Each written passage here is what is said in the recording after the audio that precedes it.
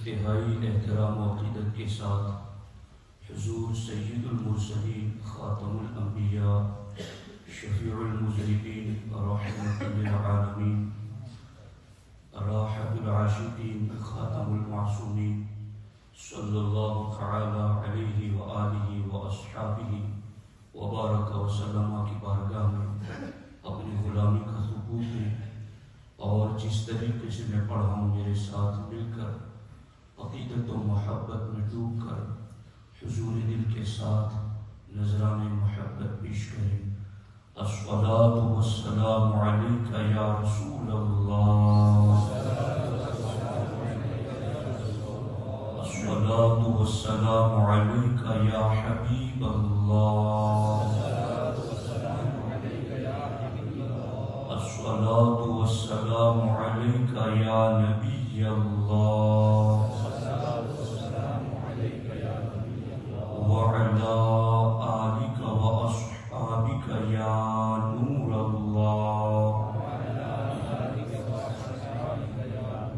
صلی اللہ تعالی علیہ وسلم۔ دوستان محترم، روزہ اور عشق الہی اس عنوان کے حوالے سے چند باتیں آپ کی خدمت میں عرض کرنا چاہتا ہوں۔ کسی فارسی شاعر نے عاشق کی چند علامتوں کا ذکر کرتے ہوئے ارشاد فرمایا: عاشقاں را شست نشاں اے پسر، اے بیٹے عشق کی 6 علامتیں ہیں: آہ سرد و رنگ زرد و چشم تر۔ عاشق کی 6 علامتوں میں سے پہلی علامت یہ ہے کہ عشق جس میں ہوتا ہے وہ سرد آہیں بھرتا ہے، وہ رنگ زرد اور اس کے چہرے کا رنگ زرد اور پیلا پڑ جاتا ہے، وہ چشم تر اور جس میں عشق ہوتا ہے اس کی آنکھیں نمناک رہتی ہیں، آنکھیں اشکبار رہتی ہیں۔ گر ترا پرسن سے دیگر کدام، اگر کوئی تجھ سے پوچھے کہ عشق کی دوسری 3 علامتیں کون سی ہیں، کم خورت و کم کفتن و خفتن حرام، تو عشق کی دوسری 3 علامتوں میں سے ایک یہ ہے کہ جسے عشق ہوتا ہے وہ کھانا کم کھاتا ہے، جسے عشق ہوتا ہے وہ کم بولتا ہے،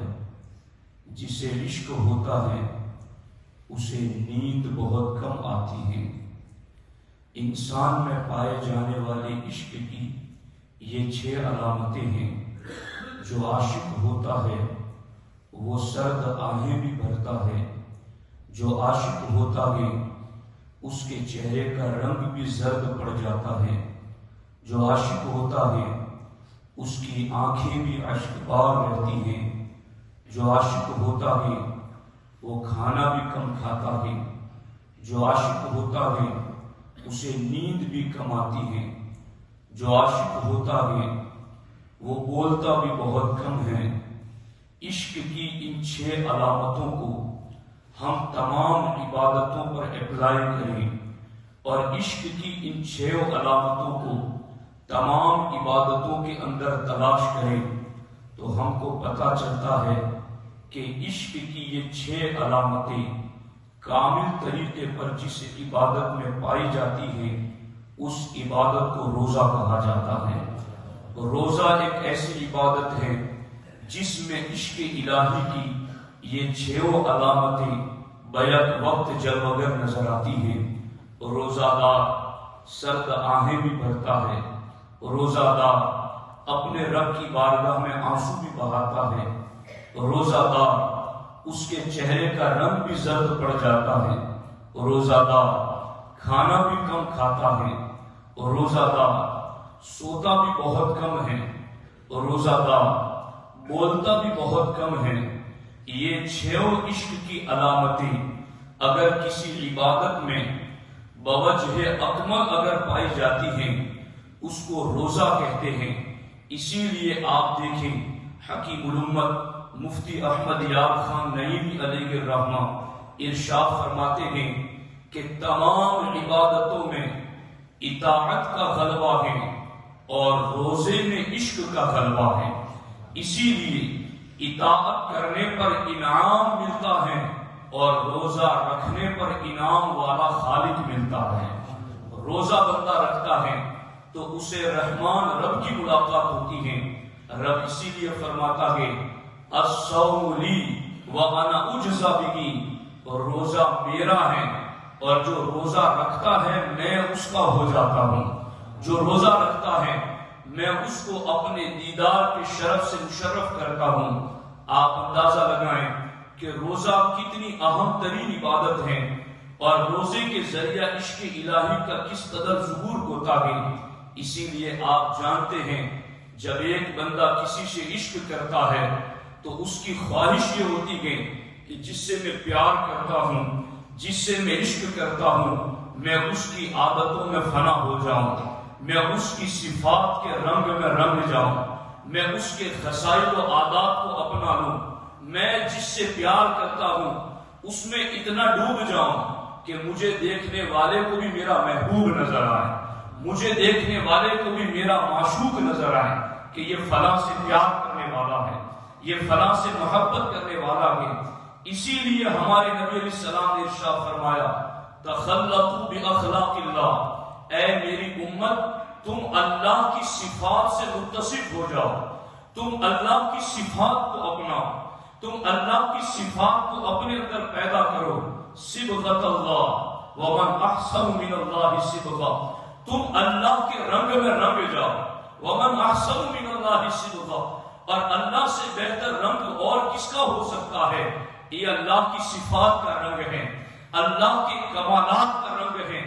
اللہ کی بے شمار صفات میں سے ایک صفت وہ ہے کہ رب کھانے سے پاک ہے۔ اللہ کی صفات میں سے ایک صفت یہ ہے رب پینے سے پاک ہے۔ اللہ کی صفات میں سے ایک صفت یہ ہے کہ رب بیوی کے قریب ہونے سے پاک ہے۔ جب بندہ مومن روزہ رکھتا ہے تو صبح سے لے کر شام تک وہ بھی کھانے پینے سے بے نیاز ہو جاتا ہے،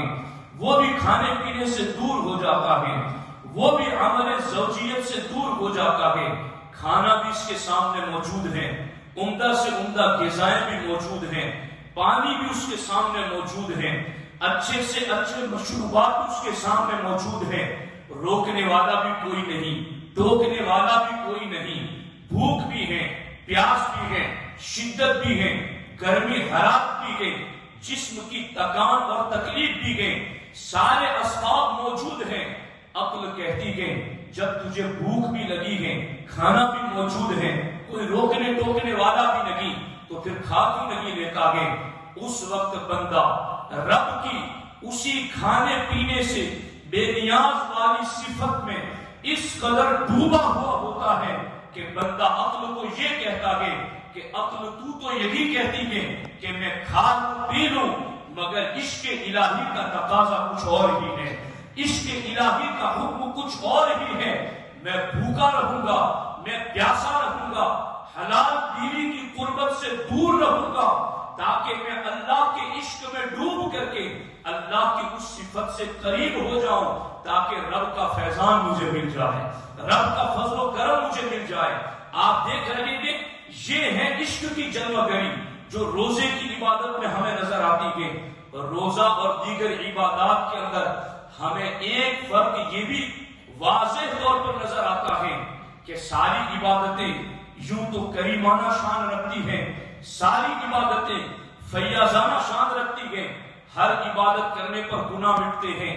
ہر عبادت کرنے پر پرہیزگار کے درجات بلند ہوتے ہیں، ہر عبادت کرنے پر رب کا قرب ملتا ہے۔ لیکن ساری عبادتوں کو جب ہم تقسیم کرتے ہیں، ڈیوائڈ کرتے ہیں، تو ساری عبادتیں ہمیں دو قسموں میں نظر آتی ہیں۔ ایک تو عبادت وہ فیاضانہ شان رکھتی ہے کہ اگر آپ کو پیاس لگی ہے تو چلے جائیں کنویں کے پاس، کنویں کو دینے سے انکار نہیں، کنویں کو پیاس بجھانے سے انکار نہیں، وہ تو ہر دم دینے کے لیے تیار ہے، مگر آپ کے گھر نہیں آئے گا، آپ کی دکان پر نہیں آئے گا، آپ کو چل کر کے خود کنویں کے پاس جانا ہے، تب جا کر کے کنواں پیاس بجھائے گا۔ اسی طریقے سے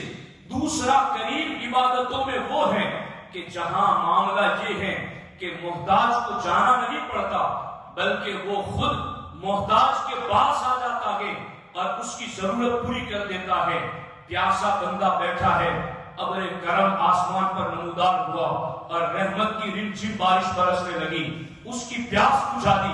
گھر پر ہے، گھر آ کے برس گیا، کھیت کھلیان میں ہے، وہاں آ کے برس گیا، نہ تمہیں بلایا گیا، نہ تمہیں ٹائم لیا گیا تم سے، بلکہ تم جہاں تھے وہیں آ کر برس گیا۔ عبادتوں میں بھی جب ہم غور کرتے ہیں تو ہمیں عبادتیں اسی قسم کے دو کھانوں میں تقسیم نظر آتی ہیں۔ حج گناہوں سے بندے کو پاک کر دیتا ہے، حج محتاجگی سے بندے کو پاک کر دیتا ہے، مگر اس کے لیے آپ کو سفر کرنا ہے، آپ کو سرمایہ لگانا ہے، آپ کو اپنا ٹائم لگانا ہے، حرم جا کر طواف کرنا ہے، وہاں جا کر اراکین ادا کرنے کے۔ نماز بھی گناہوں کو معاف کراتی ہے، درجات کو بلند کراتی ہے، مگر نماز کے لیے آپ کو چل کر کے مسجد آنا ہے، مسجد میں آ کر کے آپ کو نماز پڑھنا ہے۔ اسی طریقے سے زکات بھی گناہوں کو معاف کراتی ہے اور زکات بھی درجات کو بلند کرتی ہے، مگر گھر بیٹھے نہیں، آپ کو غریب کو تلاش کرنا پڑتا ہے، اس کے قریب جانا پڑتا ہے۔ تو یہ ساری عبادتیں وہ ہیں جیسے کنواں ہے کہ پیاسا جائے کنویں کے پاس اور وہاں جا کر پیاس بجھائے، مگر روزہ وہ قریب عبادت ہے جو یہ نہیں کہتا تم 10 کلومیٹر چل کے آؤ، تم ایک ملک سے دوسرے ملک لینے کے لیے آؤ، تم اتنا ٹائم لگاؤ، تم اتنا سرمایہ لگاؤ۔ نہیں، روزہ وہ قریب عبادت ہے جو بادل رحمت برس کر ہر جگہ برسنا شروع ہو جاتا ہے۔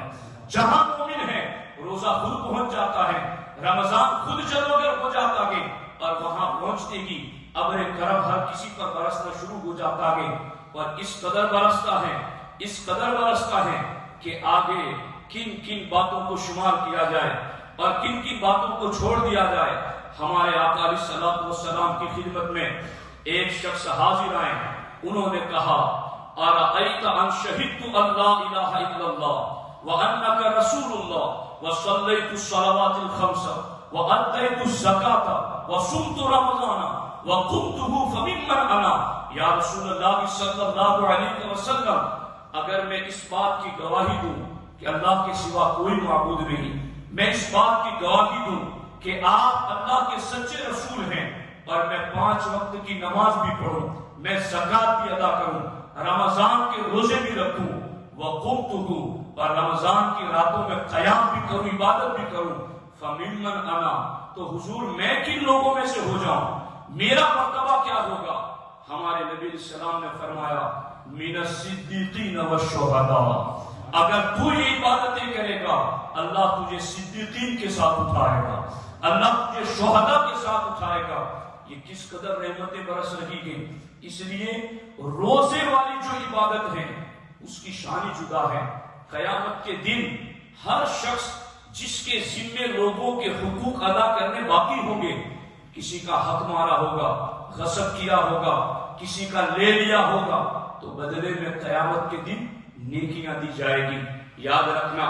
حدیث پاک کا مفہوم ہے کہ قیامت کے دن زیادہ طور پر جنت میں جانے والے وہ ہوں گے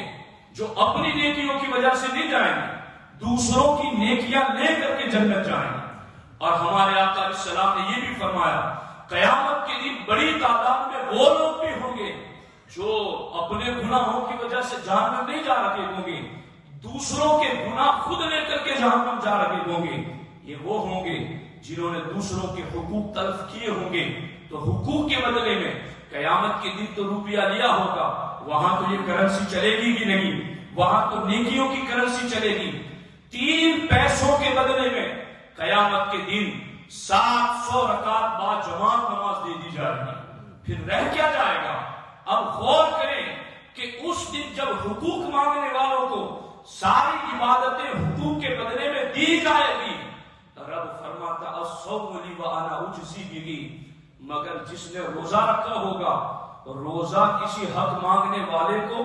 حق کے بدلے میں نہیں دیا جائے گا، روزہ قیامت کے دن بھی صرف روزہ دار ہی کے لیے رہے گا، روزہ دار سے کسی کو نہیں دیا جائے گا۔ یہ کتنی عظیم عبادت ہے۔ اب غور کریں یہاں پر کہ روزے میں کس قدر اجر و ثواب ہے۔ ایک طویل اور تفصیل طلب حدیث ہے،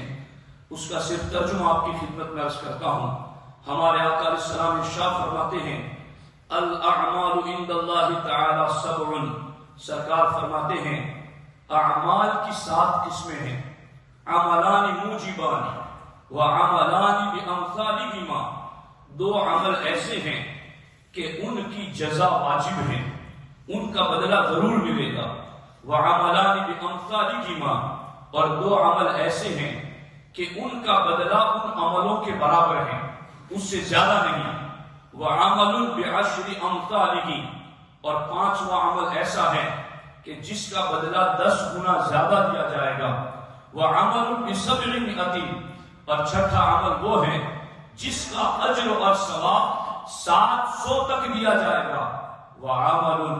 لا يعلم ثواب عاملہ الا اللہ، اور سرکار فرماتے 7واں عمل ایسا ہے اس کا ثواب صرف اللہ جانتا ہے کہ اس کا رب کتنا اجر دے گا، کوئی ترازو تول نہ سکا، کوئی قلم جس کو لکھ نہ سکا، کوئی ذہن جس کو شمار نہ کر سکا۔ یہ 7واں عمل۔ اب یہ کون سے عمل ہے 7 پہلا عمل جس نے اللہ سے اس حال میں ملاقات کی کہ اس نے کوئی کفر اور شرک نہیں کیا، وجبت لہ الجنہ،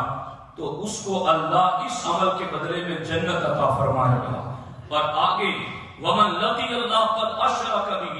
اور جس نے اللہ سے اس حال میں ملاقات کی کہ اس نے کوئی کفریہ عقیدہ اپنا رکھا تھا،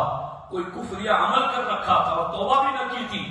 تو وجبت لہ النار، ایسے شخص کو کفر اور شرک کے بدلے میں اس کے لیے جہنم واجب ہو جاتی ہے۔ آگے من عمل سیئۃ جزئ بہا، جس نے کوئی برا عمل کیا تو اس کو اس کے برا عمل کے برابر بدلہ سزا دی جائے گی۔ ومن اراد ان يعمل حسنۃ فلم يعملها جزئ مثلھا، اور کسی مومن نے نیکی کا ارادہ کیا مگر نیکی کر نہ سکا تو اللہ تبارک و تعالیٰ پھر بھی اس کو ایک اجر عطا فرمائے گا۔ اور آگے جس نے نیکی کر لی جزئ عشرا، تو اس کو 10 گنا زیادہ ثواب دیا جائے گا۔ ومن انفق مالہ فی سبیل اللہ، اور جس نے اللہ کی راہ میں خرچ کیا ضعفت لہ نفقتہ والدرہم ب700 والدینار ب700، سرکار فرماتے جس نے رب کی راہ میں خرچ کیا اللہ اس کو 1 سے لے کر 700 تک اجر و ثواب عطا فرمائے گا۔ اور حدیث پاک میں دوسری جگہ یہ بھی گئی کہ اس مہینے میں جو اپنے بیوی بچوں پر بھی خرچ کرے گا وہ بھی اللہ کی راہ میں خرچ کرنے کے برابر ہے، اسے اس پر بھی وہی اجر و ثواب دیا جائے گا۔ اب 7واں عمل والصیام للہ تعالی لا یعلم ثواب عاملہ الا اللہ، اور 7واں عمل روزہ ہے جس کا ثواب اور اجر کتنا ہے وہ اللہ ہی جانتا ہے۔ آپ غور کریں کہ روزے میں کس قدر زیادہ اجر و ثواب کی بشارتیں دی گئی ہیں۔ اس لیے ساتھیوں کوئی بھی روزے کی سعادت سے محروم نہ رہے، روزے کی پابندی ہر کوئی کرے۔ یہ تکلیفیں شدتیں یہ ٹیمپریری ہیں، وقتی ہیں، گزر جائے گی، مگر روزہ اگر چھوڑ دیا تو ندامت حشر تک رہے گی اور اتنی شرمندگی ہوگی کہ ہمارے آقا علیہ السلام فرماتے ہیں بلا ضرورت شریعہ جس نے 1 دن کا روزہ چھوڑ دیا زندگی بھر بھی کفارے میں روزے رکھے تو اس کا حق ادا نہیں ہو سکتا۔ اتنا ایک روزے کو چھوڑنے کی وجہ سے وبال ہے۔ اب میں آپ کو ایک عمل بھی بتا دیتا ہوں کہ وہ عمل ہمارے نبی علیہ السلام نے فرمایا کہ میری امت پر لازم ہے کہ کثرت کے ساتھ میری امت